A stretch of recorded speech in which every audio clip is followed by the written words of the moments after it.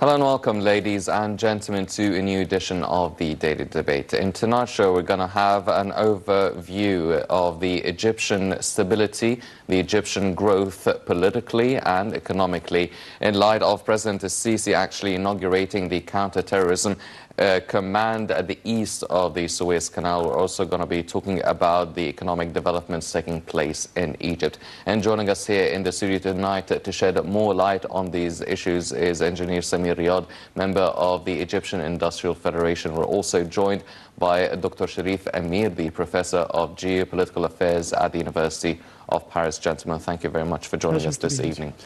Ladies and gentlemen, before we start our discussion, let's check out this report regarding President Sisi inaugurating the new counter-terrorism command at the east of the Suez Canal, and we'll be right back.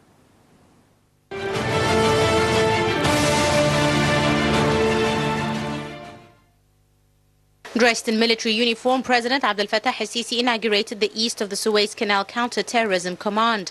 The President was briefed on the forces and the command's facilities before he visited the east of the canal command's headquarters, where tactics for Operation Sinai 2018 are planned.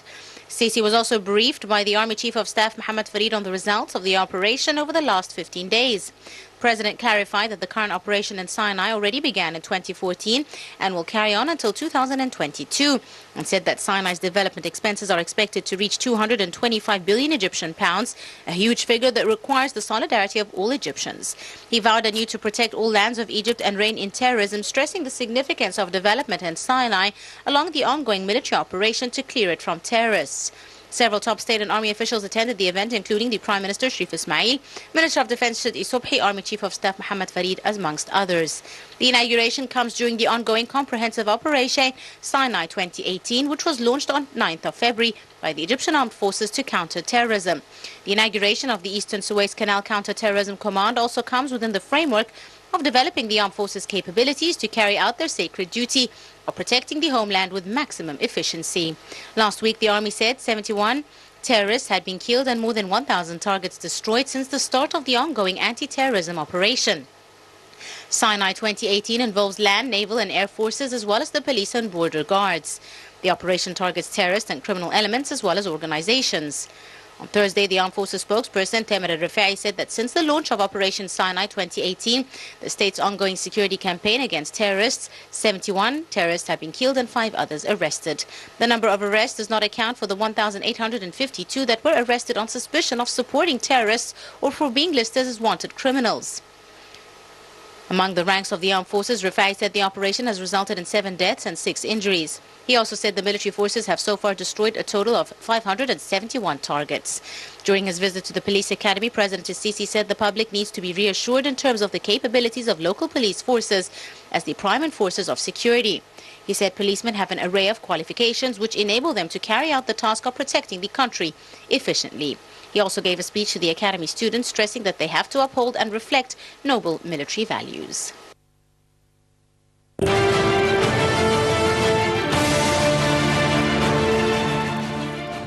Welcome back, ladies and gentlemen. Starting off our discussion right away. Dr. Amir, first of all, before starting to talk about the inauguration of the new command in the east of the Suez Canal, how would you evaluate the performance of the Sinai Operation 2018 taking place over the past few weeks? We've heard many arrests, many confiscations, killing a lot of terrorists and arresting many more.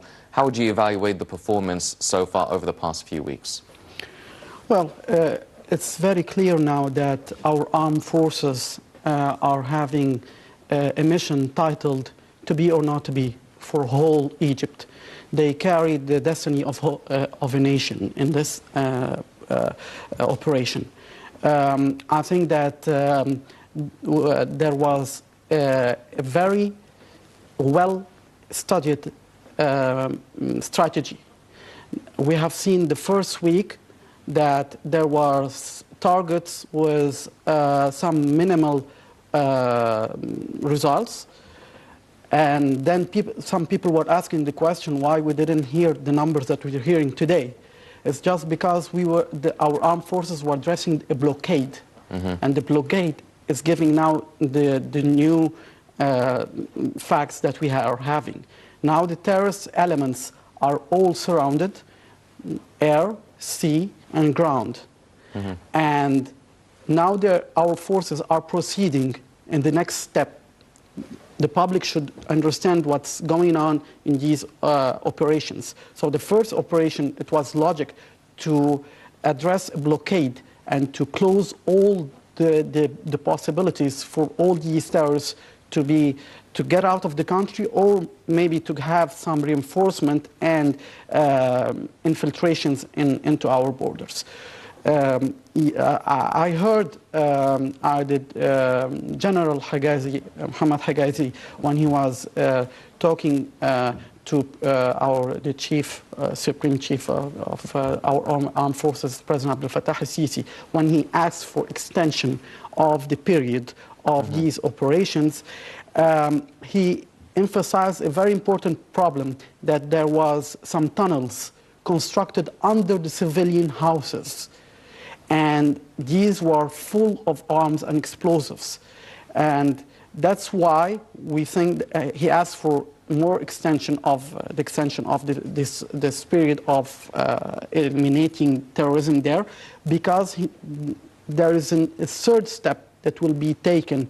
And he said the architect force, the engineers there in the armed forces will work to dismantle all these tunnels, and we are working not to harm the civilians. So I think that the steps are very well studied. It's not a random attack or a ferocious attack like that. No, there was a blockade, first step. The second step, the elimination of all the operational elements on the ground who are conducting the terrorist movements in Sinai. And the third thing, it will be now the dismantling of their underground infrastructure. I mean by that the tunnels and all the storage of the arms. So I think that the results are excellent, because it's very logic. There is a mechanism. According to this mechanism, our army is working, and I think we are in good hands.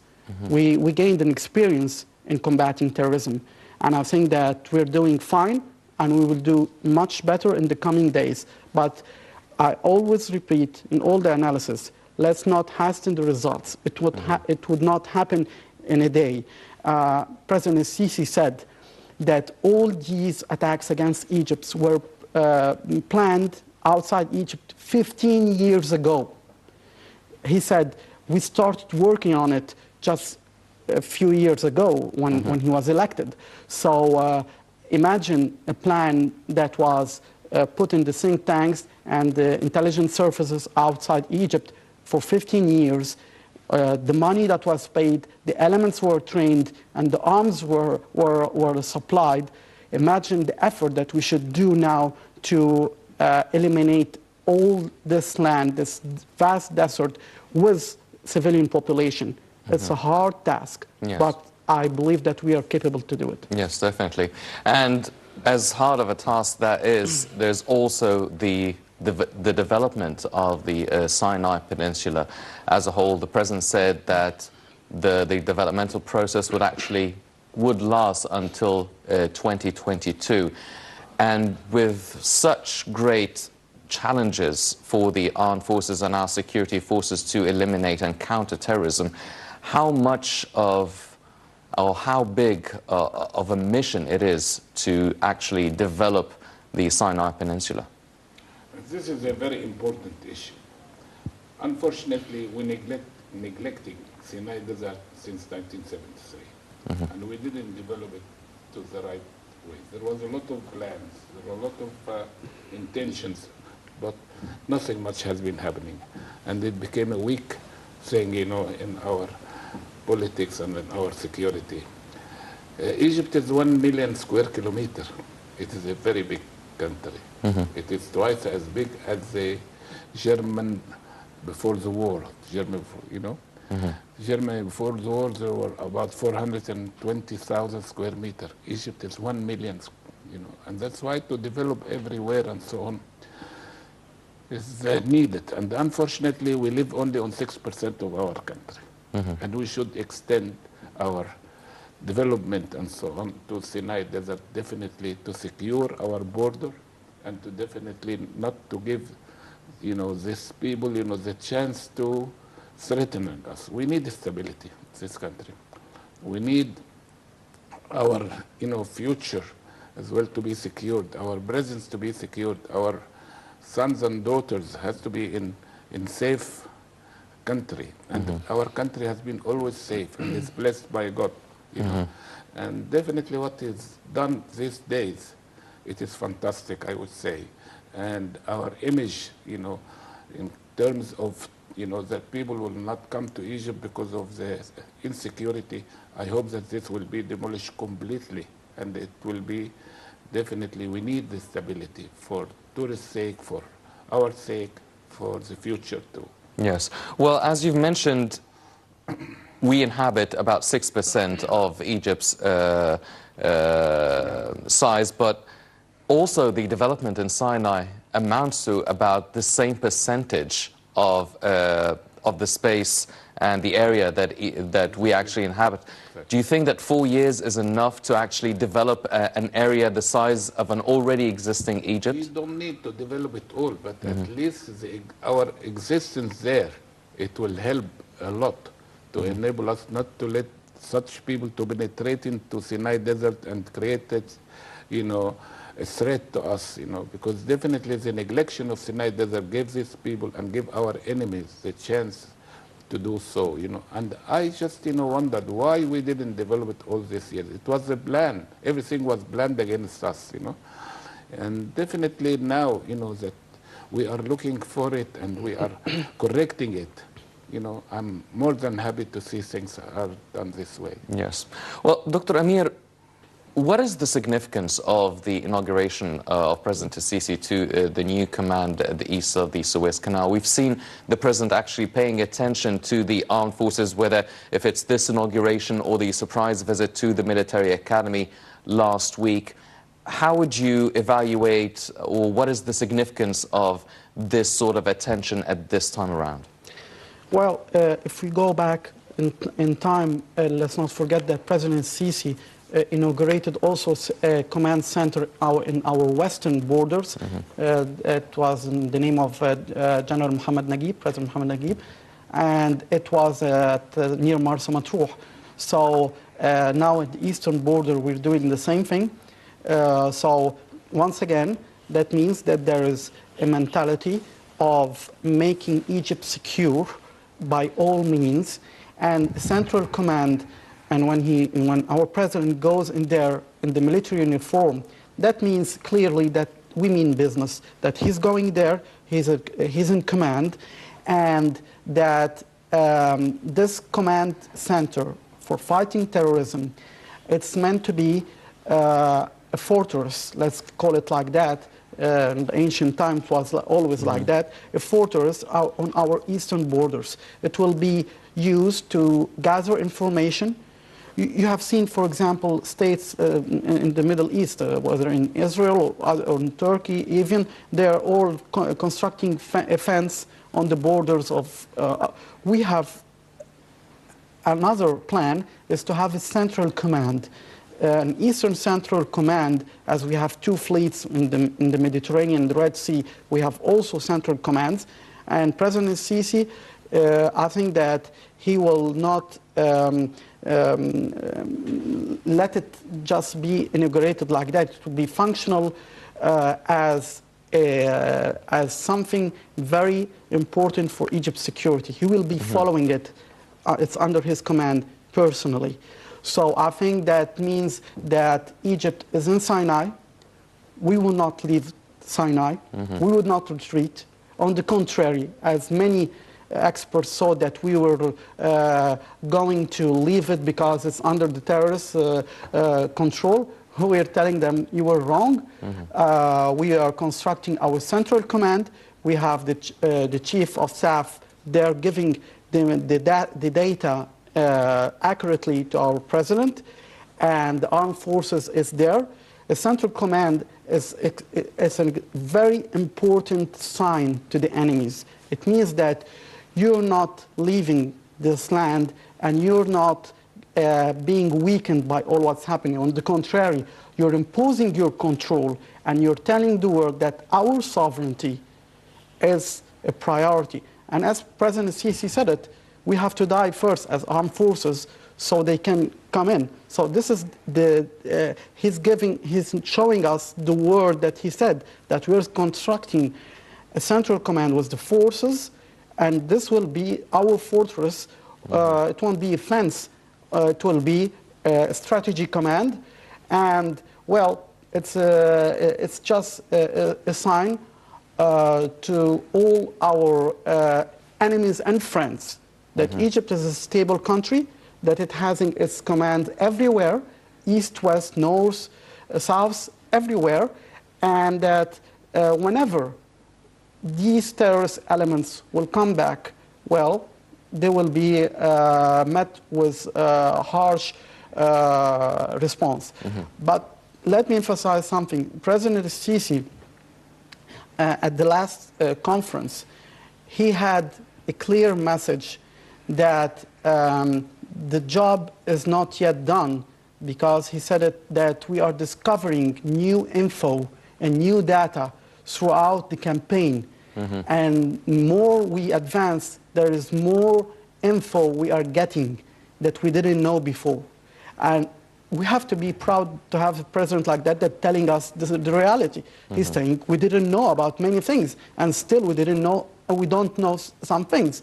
So it means that we are all laboring and working for it. Yes. So a central command will gather all the info and will be a fortress for Egypt's eastern borders. And having these central commands at the east of the Suez Canal and the western borders, does it translate in having more personnel and more weaponry in these centers? I think that justifies why we had our armed deals lately.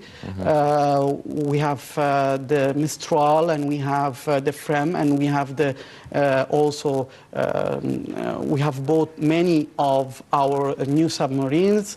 So that means that we are capable of doing it.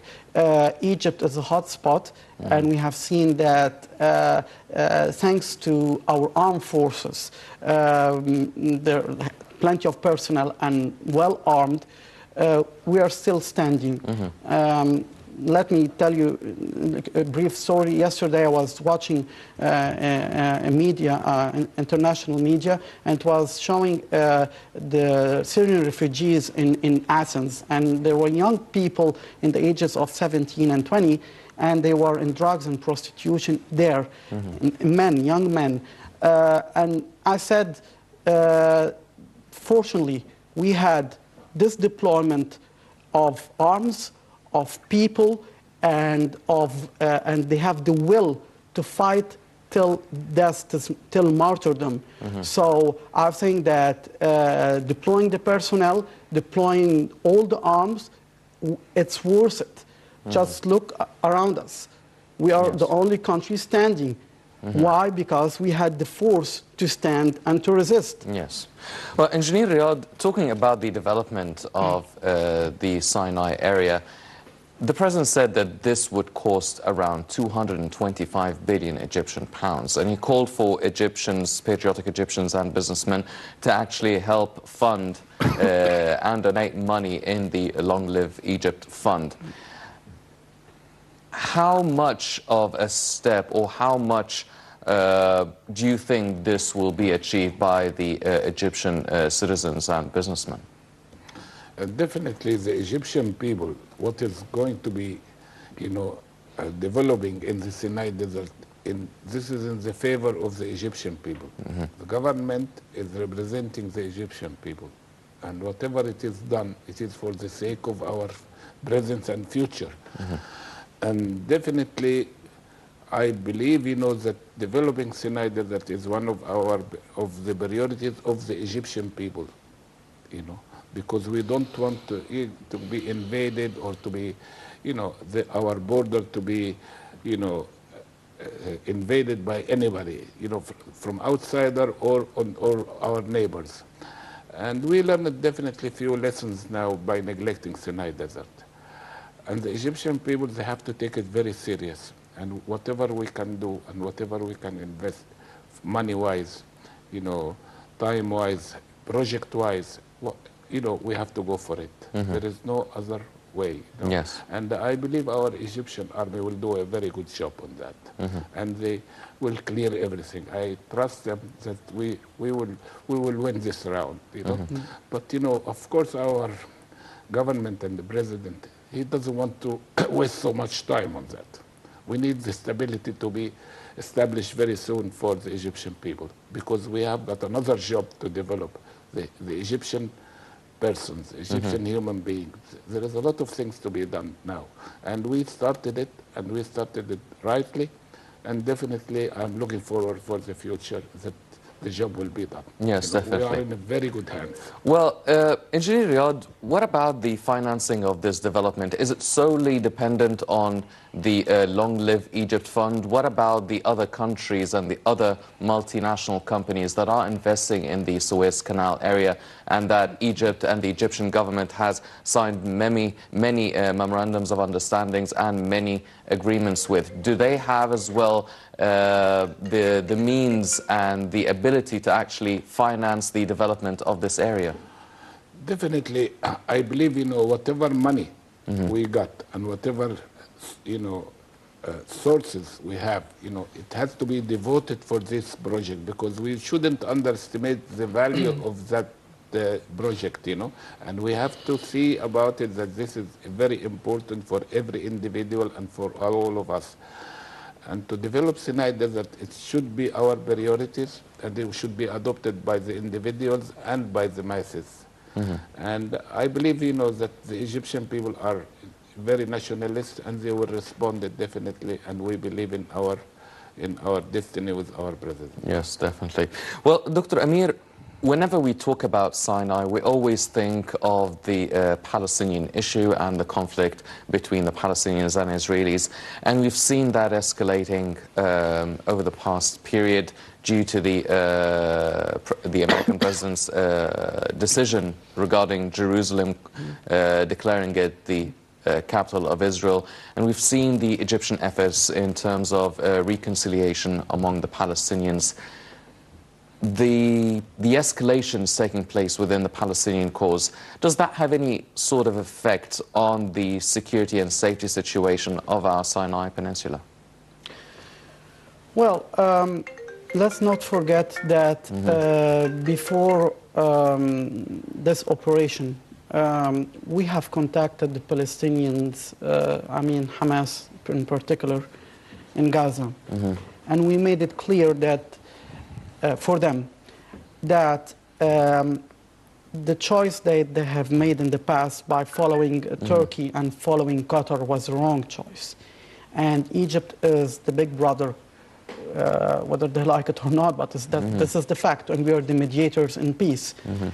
I think that there is some change happening in the Hamas infrastructure there. They were first, they were supplying arms to Ansar Bayt al-Maqdis and all the terrorists in Sinai. Lately, we have seen in our media, I think the Minister of Foreign Affairs of Qatar, he was kicked out of a visit there in Gaza by protesters in Gaza. From my knowledge, there is a huge fracture there inside Hamas. Those who are following Iran and inciting them to escalate with Israel, and those who are following Turkey and inciting them to continue to supply arms.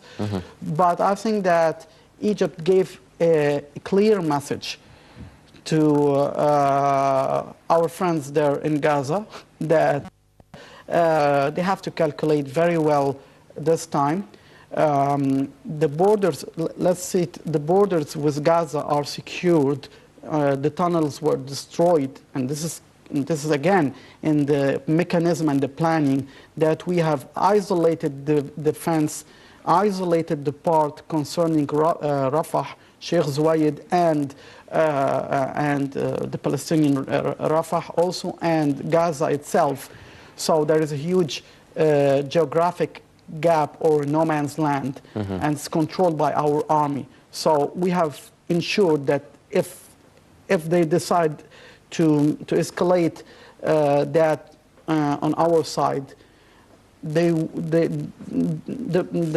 will be a wrong decision to take. So I think that now we have different course. We are working in the mediating piece between the Israelis and the Palestinians. This is a course. There is another course that says it's the mediation between the Palestinians themselves, so they could be unified to negotiate. And there is also our economic prosperity. We are working on constructing defense there to secure the living there of the people. As you have seen in the last statement of our own armed forces, there was plenty of people arrested, and then they were released because they were suspected of collaborating with the terrorists. So that means that we are carefully dealing with this. If anyone is willing to escalate in Egypt the problem that's happening in Gaza or between Israel and Gaza, I think that we will not accept it anymore. We are a sovereign country, and we gave the message clearly, and we're ready to give it more clearly again and again. But still, we hope that the Gaza problem will be solved, so because it will be very important for us to have the Gaza problem solved and security established again in Sinai, because they're related. Yes, definitely. Engineer Riyad, now talking about this development in Sinai, now we are trying to develop this important area in Egypt, but we're also trying to develop the rest of the already inhabited Egypt, the already existing 6%. Will that constitute too much of a load on the Egyptian economy? Even so, but it is a priority. It is an important issue. We cannot tolerate on it. And definitely maybe it will help us, to move out of the Nile Valley to go somewhere else. And we need it, actually.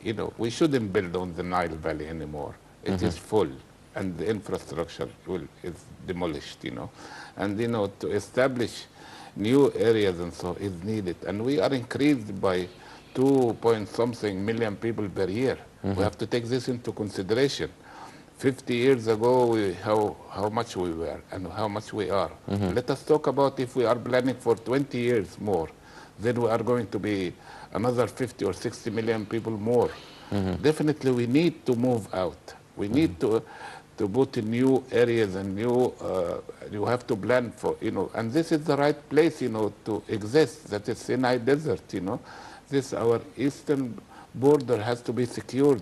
We don't want to have this repeat again, that these people penetrate from all sorts of areas, these terrorists, and the plan of our enemies is going to be succeeded. We cannot afford it, and we should learn out of it that this area has to be developed. Full stop. Yes. Well, should we also expect that the Zohr gas field and such projects, should we expect that the fruit or the profit coming out of these projects would actually also help in financing the development in Sinai and in Egypt? Everything which we can devote it for this is okay, but we have to depend on ourselves. We have to depend on our work. We have to depend on our education to develop the Egyptian person, and the Egyptian population has to be developed in such ways that they can be producing for their own benefit. And definitely our economy has to depend on the individuals and on the masses. And we have to establish industries, agriculture, we have to work. And as I said, always, we are 100 million people. We need the output of 100 million people per hour, per 8 hours, per day, and we need it. This, the only way is to generate money to enable us to depend on ourselves. you know, and this is going to be our freedom. Yes, definitely.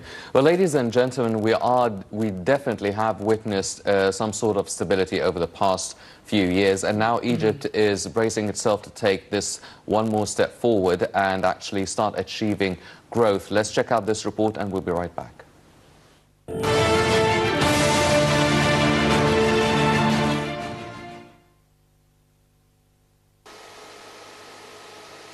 As Egypt's economy stabilizes, now is the right time to unleash the country's economic potential. The shared vision of transforming Egypt into a modern, fast-growing and prosperous economy is within reach. Reforms that create shared opportunity for Egypt's greatest asset, its young and growing population, can help translate this vision into reality and ensure that the aspirations of all Egyptians are fulfilled. With the economy stabilizing successfully, now is the time to unleash Egypt's true economic potential. Output was constrained by a growth model characterized by economic self-reliance and an expansive welfare system based on blanket subsidies. This resulted in preference for directed industrial policy, an unusually significant role for the state in employment and in investment. As a result, Egypt was unable to take full advantage of the opportunities from globalization and private sector-led growth. This long-standing overall policy framework, accompanied by rigid exchange rates and fuel prices, led to a loss of external competitiveness. However, the Egyptian authorities initiated an economic reform program that is now gathering momentum. The program is being supported by an IMF agreement that provides policy advice and financing to ease the required adjustment. The key elements of the program include the floating of the exchange rate in 2018, necessary to reverse the loss of competitiveness of Egypt's exports. The float eliminated the parallel market and created incentives for domestic production. There's also been a reduction in fuel subsidies and the introduction of the value-added tax, or the VAT. This has freed up resources, the better to provide social assistance to those who need it the most. While fuel subsidies benefit the rich more than the poor, the program has included decisive monetary policy actions by the Central Bank of Egypt, including higher interest rates to limit unavoidable rise in inflation from these adjustments. There have also been reforms to improve business climate and provide critical support to encourage private sector investment, including the introduction of the new investment and industrial licensing laws. These bold measures are translating into recovery in economic growth, lower budget and current account deficits, as well as gradual easing of inflation. GDP growth rose to 5.2% for the most recent quarter, for which data is available, and inflation has dropped from its peak of 33% in July to 22% in December of 2017. GDP growth is projected at nearly 5% for 2017-18 as a whole, and to rise further to 5.5%. Public debt is also expected to decline from more than 100% of GDP to 87% in 2018-19.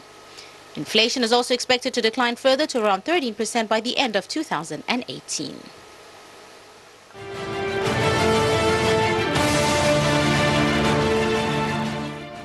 Welcome back, ladies and gentlemen.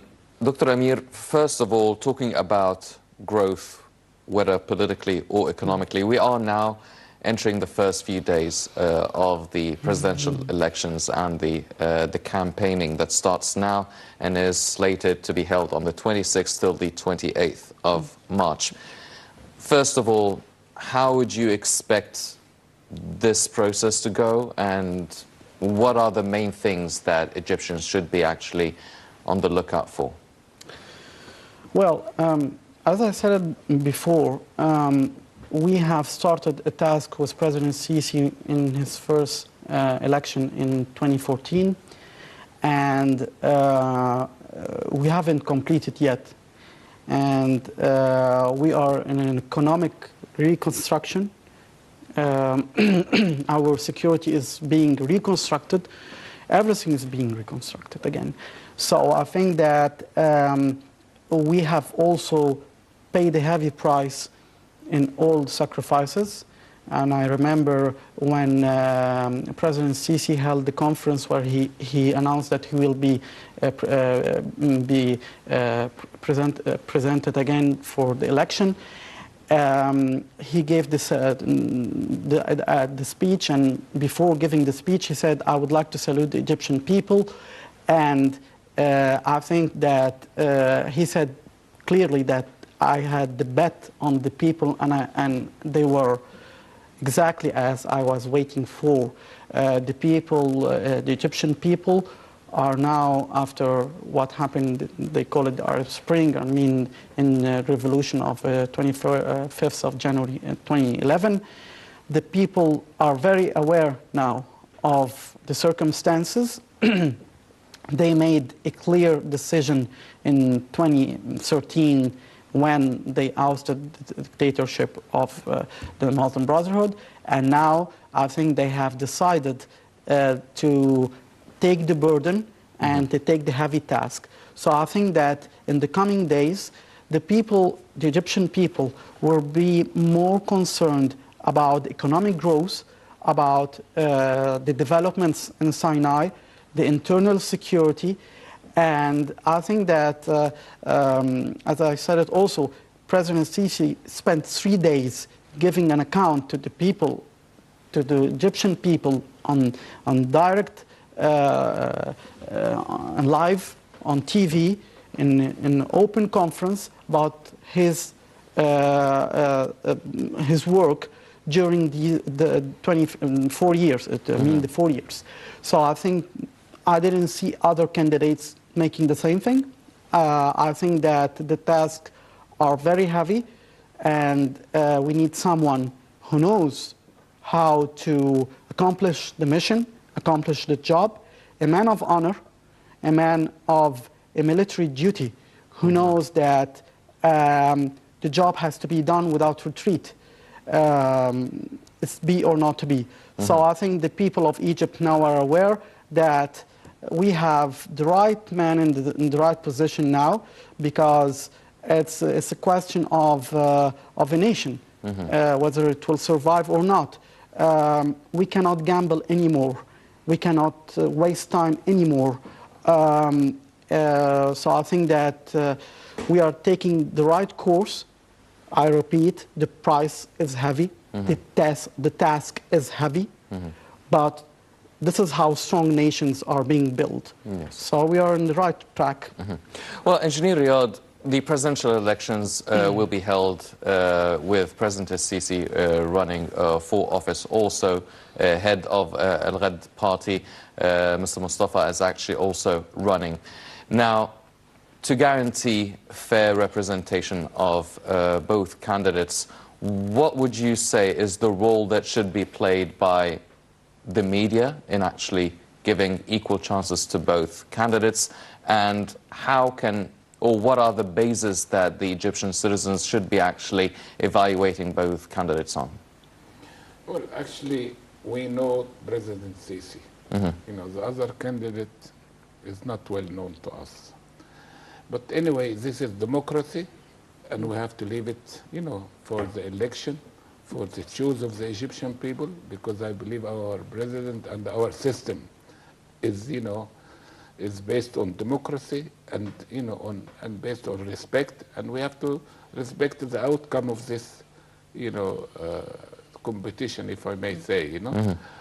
But definitely we are looking forward that the continuity of what has been happening in the last 4 years, you know, to be continued, because this is, we are in the right track as far as I, you know, as I see it, and the strategy which has been put, and the development, and the appreciation of time from our president, which is shown to everybody, which I believe, you know, this we should adopt such a principle, you know, by the individual, and we have to know the precious of the time to enable us to develop our country and to develop our future and to develop our children, and, you know, and to go on, you know, seeing our country among the best of the countries in the world. Yes, definitely.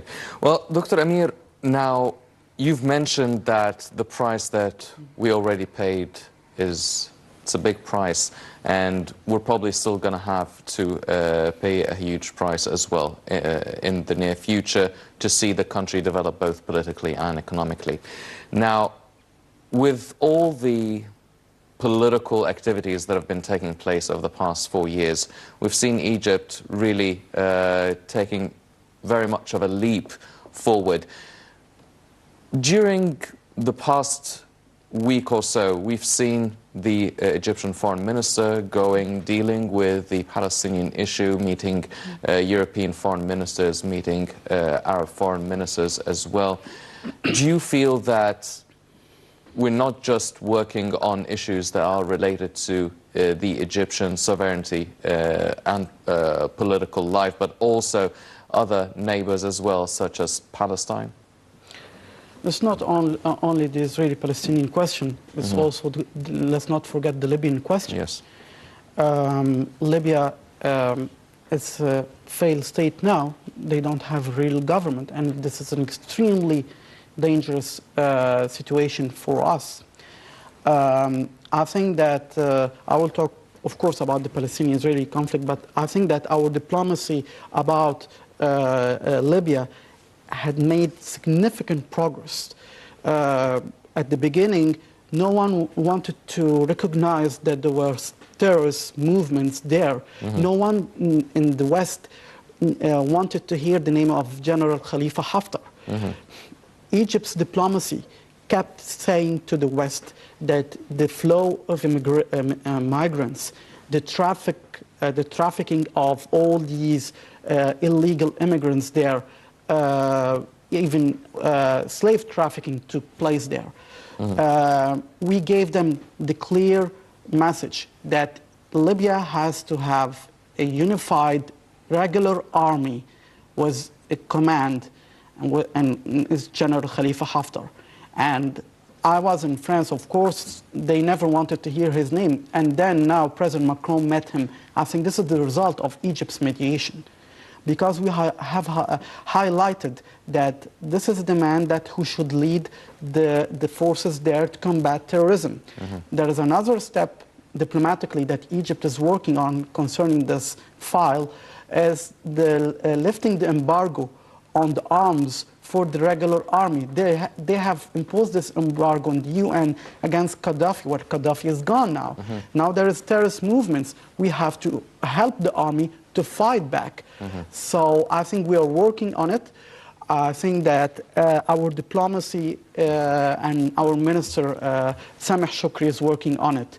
Concerning the Palestinian-Israeli conflict, we are working also with a certain mechanism.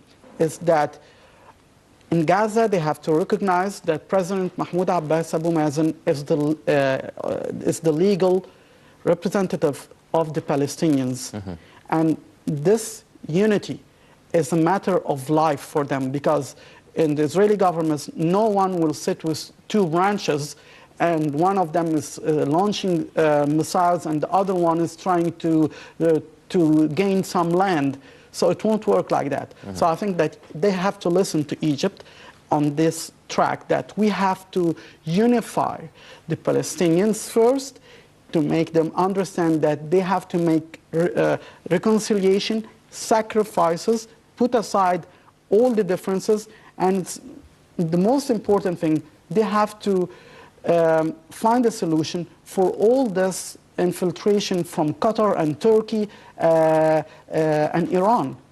They have to work within the course, working with Egypt and Jordan. Why they are being separated like that? It won't work like that. The money will not help Gaza anymore. We heard the facts that since the last war between Gaza and Israel, Qatar promised funding all the infrastructure, and one penny was not spent there. They gave them promises, and they did nothing about it. So I think the people of Gaza deserve better life like that. I think that the leaders there have to work on the reconciliation. We are there for them. Our diplomacy is working on it, because as you see, the construction of the settlements, the U.S. Embassy is moving in 2019. Now they are saying, no, it will be in May 10th. So time is not in the favor of the Palestinians. Yes. So we're giving this message. But I repeat again, the Libyan problem is a huge burden, and it has to be dealt with. And I think that Minister of Foreign Affairs, Sameh Shukri, is a very well-experienced person to deal with it. Yes, indeed he is. Well, Engineer Riyad, it's not just the political life that Egypt has really taken strides in, but also economically. A lot of people are witnessing the nuclear Daba plant, also the 3 electrical plants that have been constructed here in Egypt. the exploration of the natural gas in the Mediterranean. And we're also witnessing recently Egypt signing the $15 billion gas deal with Israel. So a lot of people are actually looking at these projects and seeing how seriously Egypt is really attacking this energy sector. How would you evaluate these recent steps taken by the Egyptian government in the energy and gas fields? Okay, we are, in a situation that we have to improve our standard of living. And definitely every project which is going to add to the Egyptian economy is needed. And definitely we are looking forward that the energy is one of the subjects which we are attacking it to enable us to develop our country. Without energy, we cannot go forward. We cannot industrialize our country. As I said, it's a huge country, big population, and we need the infrastructure which has been neglected for years. It has to be, now it's seen about it and established. And thank God we are having some very positive steps in this direction. And hopefully the future will enable us to, to see the results of all of this and the outcome of this kind of projects. Yes, definitely. Well, as you've mentioned, all of these, this really tackling and dealing with the energy sector and the development of Sinai and really encouraging foreign investors to come and invest in Egypt. But being a member of the Egyptian Industrial Federation, what about our local industries? Do they feel that they will be supplied with enough energy and enough gas to actually operate? Do they feel that there's a new fertile soil for starting new industries or developing already existing ones? Definitely in the last 30 years, industries has been shrunk in Egypt, and definitely now is a time that we will go forward and we have to industrialize ourselves.